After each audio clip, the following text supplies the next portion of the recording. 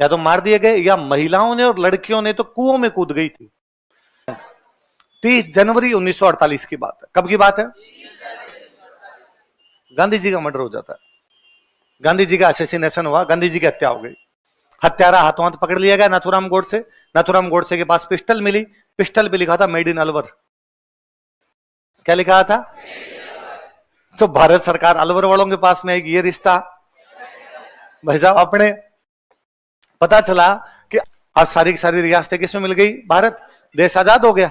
अपने वालों ने कहा हाँ भाई लोग बताओ, मेवाड़ जयपुर जोधपुर बीकानेर ने कहा हमें राज्य बनाओ, बाकियों ने कहा हमें किसी में मिलाओ। भारत सरकार ने कहा इतने साल तक जब तुम लोगों ने राज देख लिया था, खुद ने किया ही था, थोड़े दिन और कर लो। तुम भारत में शामिल हो गए, लेकिन राजाओं के पास अभी तक भी पावर थी। राजाओं का गया तुम अपने अपने इलाके देखो, क्योंकि भारत सरकार खुद फंसी हुई थी। भारत सरकार पहली तो इस बात में फंसी हुई है कि भारत के कुछ लोगों को पाकिस्तान जाना है और पाकिस्तान के कुछ लोगों को भारत, वो ट्रांसफर। दुनिया के इतिहास का आज दिन तक का सबसे बड़ा माइग्रेशन है वो, जब इतनी बड़ी संख्या में लोग एक देश से दूसरे देश और दूसरे देश से पहले वाले देश के अंदर एक्सचेंज हुए होंगे। इतनी बड़ी संख्या में कभी भी एक्सचेंज ही। आप इस बात को सोच के देखो कि पाकिस्तान से एक आदमी भारत आएगा, परिवार लेके रहेगा कहां? क्या क्या जगह होगी उसके रहने की? जगह क्या होगी? अच्छा, बेसिकली भारत में बंटवारे दो राज्यों के हुए। भारत में एक बंटवारा हुआ पंजाब, एक बंटवारा हुआ बंगाल। किस किस के हुए? आधा पंजाब पाकिस्तान का, आधा पंजाब भारत का। आधा बंगाल पाकिस्तान का, आधा बंगाल भारत का। यही तो है। और आजकल अपने पाकिस्तान वाले बंगाल को बोलते बांग्लादेश। पाकिस्तान वाला बंगाल अलग हो गया और उसने अपना देश कौन सा बना लिया। पर जब तक नहीं हुआ था तब तक तो पोजीशन यही थी। इधर वालों को बहुत जल्दी पता चल गया था चेंज करेंगे। बंगाल वालों को यह पता था कि बंटेंगे और उधर से हिंदू इधर आएंगे, इधर से मुसलमान उधर जाएंगे, इसलिए पहले ही चेंज होने लग गए थे। आजादी से पहले ही वो प्रक्रिया वहां पर शुरू हो गई थी। और सिंपल सा है कि बांग्लादेश का एक हिंदू इधर आ गया, पश्चिम बंगाल आ गया, अपने तो अपना घर खाली करके आया, तो पश्चिम बंगाल का मुसलमान उधर गया तो उसके घर में रुक गया, आपस में हो गया। ये क्या, ये पंजाब में भी मोटा मोटा था, पर पंजाब में अचानक कहा था कि आपको चेंज करना पड़ेगा, इसलिए पंजाब में मारकाट बहुत मची। अब गदर गदर जो मूवी है तो उसके शुरुआत के सीन देखिए 4-5 मिनट के, तो 4-5 मिनट के सीन क्या है? एक ट्रेन लाश से भरी हुई जाती है, डेड बॉडी से भरी हुई वापस आती है, यही तो है। तो उधर अचानक हुआ तो अचानक हुआ तो, पर फिर भी मोटा मोटा ये था कि उधर से लोग इधर आए तो उनको इधर घर खेत मिल गए, इधर से लोग उधर गए तो उनको घर खेत मिल गए। पर फिर भी कौन से घर में कौन रहेगा ये तो भारत सरकार ही तय करेगी। आगे सीधे सीधे तो कहां बैठोगे, पर फिर भी पंजाब में मोटा मोटा यूं लोगों को बिठाया गया कि इधर किसको बैठना है।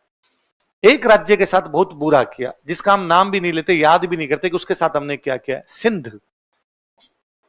कौन सा राज्य?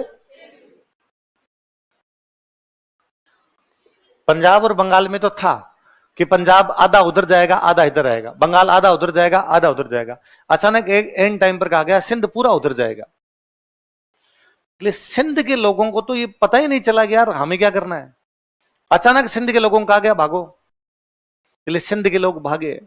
सिंध के लोग जो भारत आए वो सिंधी, सिंध के लोग जो भारत आए वो। अब आ तो गए, इनको कहां रखें? इसलिए भारत सरकार इनके लगाए कैंप।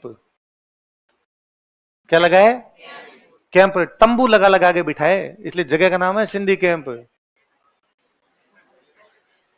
आज भी जगह है। बस स्टैंड का नाम क्या आपके? तो यहां पे कभी सिंधियों के कैंप थे तो आना। सिंधियों की उस समय की हालत पढ़ लो तो आदमी को रोना आ जाए।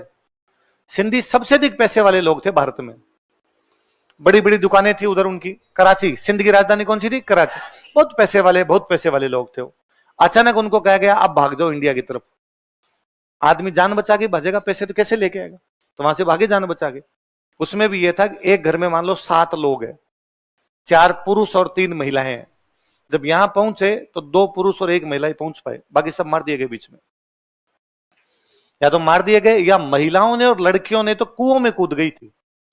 भाई हम तुम्हारे साथ जाएंगी तो हमारे चक्कर में तुम पर हमले होंगे, हम मर जाती हैं, तुम भाग जाओ यहां से। कुछ भी नहीं, खाली झोले ले लेके वहां से आए थे। पर आप सिंधियों की जीवटता देखिए कभी। उन्होंने कैंप में रहे, वो थोड़े दिनों में थोड़ी स्थितियां सामान्य हो गई तो छोटे मोटे काम करने शुरू किए होंगे। किसी ने आलू बेचने शुरू किए होंगे, किसी ने कोई मसाले बेचने शुरू किए होंगे। आज सारे के सारे सिंधी पैसे वाले हैं। कोई समाज मेहनत के दम पर क्या कर सकता है उसका बेहतरीन एग्जाम्पल है।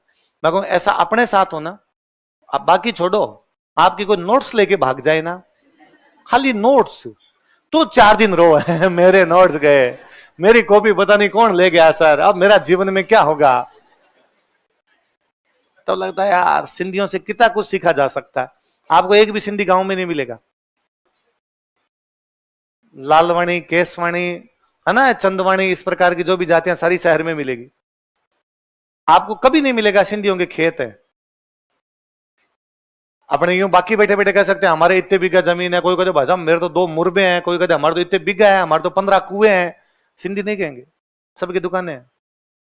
मैंने सिंधियों का यह भी कभी नहीं सुना कि उन्होंने कहा कि हमें आरक्षण दो,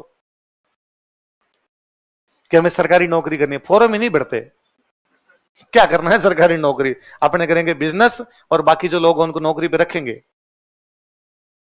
जिन लोगों के विजन बड़े होते हैं ना, उन्होंने जीवन में कुछ बड़े किए।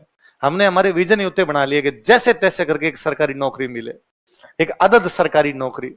वो सोचना हम आईए से शुरू करते हैं, फिर जो स्लोपरी स्लीपिंग है हमारे, जो नीचे गिरना लगते हैं बाद में, हम खुद भी नहीं सोच पाते कहां तक आ गए हम। तो सिंधियों के साथ बड़ा अजीब क्या, ये कहे आप दिल्ली जाइए, दिल्ली में जहां पे कोचिंग, जैसे अपने कोचिंग वाले इलाका क्या है, ये गोपालपुरा, दिल्ली में कोचिंग वाले इलाके का नाम है मुखर्जी नगर। क्या नाम है, क्यों उसका नाम मुखर्जी नगर? एक नेता हुए थे श्यामा प्रसाद मुखर्जी, कौन हुए थे? उनके नाम पे वो मुखर्जी नगर है। पर श्यामा प्रसाद मुखर्जी के नाम पर क्यों उसका मुखर्जी नगर? क्योंकि श्यामा प्रसाद मुखर्जी ने वहां आंदोलन चलाया था कि वहां जो कैंप में बैठे लोग हैं इनको घर दो। वहां पर भी दिल्ली से जो लोग आए थे उनके कैंप लगाए गए थे। इसलिए आज भी आप मुखर्जी नगर जाओगे ना, तो सबसे पास में जो मेट्रो स्टेशन पड़ता है वो है जीटीबी, गुरु तेग बहादुर मेट्रो स्टेशन। कौन सा है?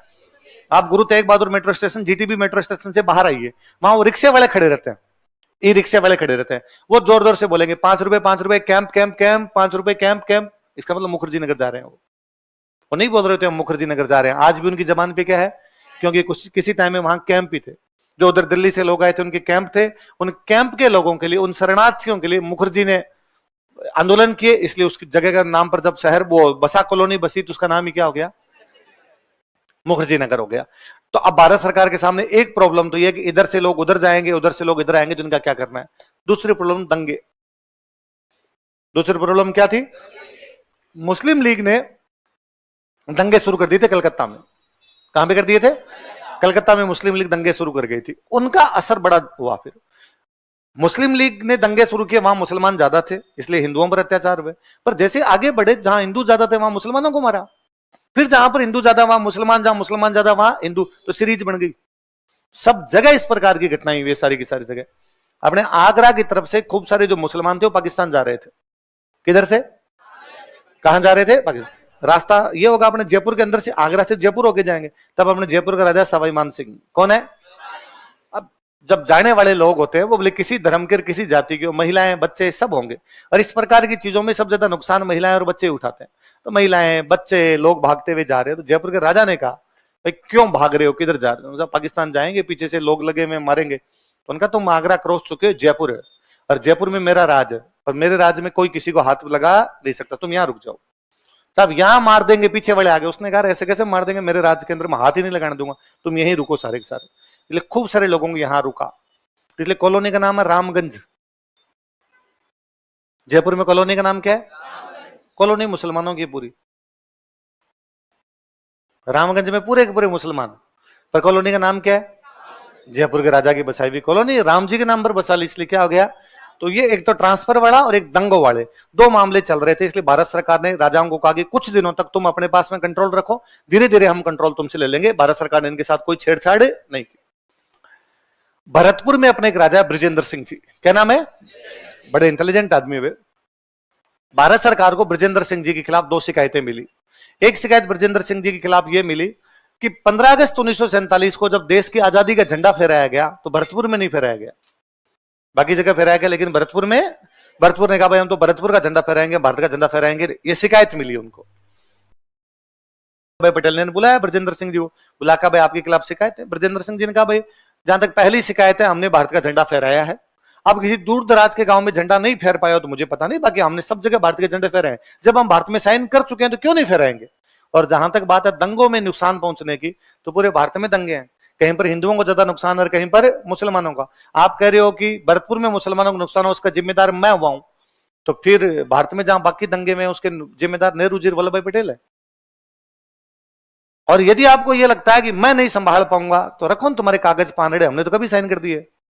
हमने कब कहा था हमें रखने, हमने साइन कर दिए। आपने कहा था कंट्रोल खुद के पास रखो, तुम रख लो। तो भरतपुर राजा साहब अपना कंट्रोल किसको दे के आगे? भारत सरकार। किसको? तो भारत सरकार ने भरतपुर का कंट्रोल जल्दी अपने हाथ में ले लिया था और एक व्यक्ति को भरतपुर में अपनी तरफ से भेज दिया था, एसएन सप्रू। देश आजाद कब हुआ? क्या तारीख थी? 15 अगस्त 1947। कंट्रोल अभी तक किसके पास में पड़ा है? राजाओं। 30 जनवरी 1948 की बात है। कब की बात है? गांधी जी का मर्डर हो जाता है, गांधी जी का असैसिनेशन हुआ, गांधी जी की हत्या हो गई। हत्यारा हाथों हाथ पकड़ लिया गया नाथूराम गोडसे। नाथूराम गोडसे के पास पिस्टल मिली, पिस्टल पे लिखा था मेड इन अलवर। क्या लिखा था? तो भारत सरकार अलवर वालों के पास में एक ये रिश्ता, भाई साहब अपने पता चला कि अलवर के प्रधानमंत्री के नाम है वीएन खरे। क्या नाम है? और वीएन खरे और नाथूराम गोडसे की मुलाकात हुई, तो वीएन खरे को गिरफ्तार कर लिया गया। तो किसी ने कहा जब प्रधानमंत्री को यह बात पता हो सकती है, फिर तो राजा को भी पता है। महाराजा का नाम था तेज सिंह। क्या नाम था? तो तेज सिंह को भी गिरफ्तार कर लिया गया और कहा गया जब तक मामले का अंतिम नतीजा नहीं आता तब तक तुम दोनों नजर बंद हो। हालांकि जब अंतिम नतीजा आया तब पता चला इनको तो पता ही नहीं था, दोनों को घटना की कोई भी जानकारी नहीं। पर अलवर के राजा को जब गिरफ्तार कर लिया तो अलवर का कंट्रोल भी किसके पास? भारत सरकार। तो भारत सरकार ने 2 रियासतों का कंट्रोल अपने पास ले लिया था पहले। कौन कौन सी? भरतपुर और अलवर। देखो आपको याद हो तो देखो, हमने पढ़ा था कि भारत छोड़ो आंदोलन हुआ था। हालांकि हमने पढ़ा कि अलवर प्रजा मंडल ने भारत छोड़ो आंदोलन में भाग गए। पर जब मैंने भारत छोड़ो आंदोलन मैंने समझाया था थोड़ा, तब मैंने कहा था गांधी जी का भाषण था कि किसान अपनी खेती छोड़ के आंदोलन में आ जाओ, मजदूर अपनी फैक्ट्री छोड़ के आंदोलन में आ जाओ, विद्यार्थी स्कूल और कॉलेज छोड़ के आंदोलन में आ जाओ, सेना और पुलिस अपनी नौकरी छोड़ के आंदोलन में आ जाओ, वकील अपनी वकालत छोड़ के आंदोलन में। तो अलवर में किसी वकील ने वकालत छोड़ी थी, वो वकील कौन थे? कौन से आंदोलन के समय? लिखो, भारत छोड़ो आंदोलन जब हुआ था ना, तो गांधी जी एक नारा दे गए थे, करो या मरो। क्या दे गए? तो लोगों को लगा कि करो या मरो का मतलब है मरो या मारो। तो जनता ने मारना शुरू कर दिया। जब मारना शुरू कर दिया, गांधी जी 8 अगस्त को आंदोलन शुरू होता है, 9 अगस्त को सुबह 4 बजे गांधी जी गिरफ्तार कर लिए गए थे। तो गांधी जी बंद है पूना की जेल में। कहां पर है? और अंग्रेजों ने आरोप लगाया कि ये बाहर दंगे हो गए, बाहर जो अंग्रेजों को जो सरकारी कर्मचारी दिखे जनता ने उसको मारना शुरू कर दिया, अंग्रेज दिखे जनता ने उनको मारना शुरू कर दिया। रेलवे की वो पटरियां तोड़ दी गई, टेलीफोन के तार तोड़ दिए गए सब जगह। तो अंग्रेजों ने कहा ये सब गांधी जी करवा रहे हैं। कौन करवा रहे हैं? बापू ने कहा मेरा पूरा जीवन नॉन वायलेंस, अहिंसा, और मैं ऐसा काम करवा, आप ही तो कह कहते करो या मरो। तो गांधी ने कहा मैंने ये कहा था करो या मरो, लोगों ने इसको यही समझा है मरो या मारो, कि या तो करेंगे मतलब मार देंगे या मर जाएंगे। तो गांधी ने कहा नहीं, मेरा कहने का मतलब यह था हम आंदोलन करेंगे और आजादी दिलवाएंगे, और आजादी नहीं मिली तो मर जाएंगे, इसमें मारो कहां है? और आपने मेरे पे झूठा आरोप लगाया तो मैं भूख हड़ताल करूंगा। क्या करूंगा? तो गांधी जी ने कहां की जेल में भूख हड़ताल की? पूना। गांधी जी के पक्ष में शोभाराम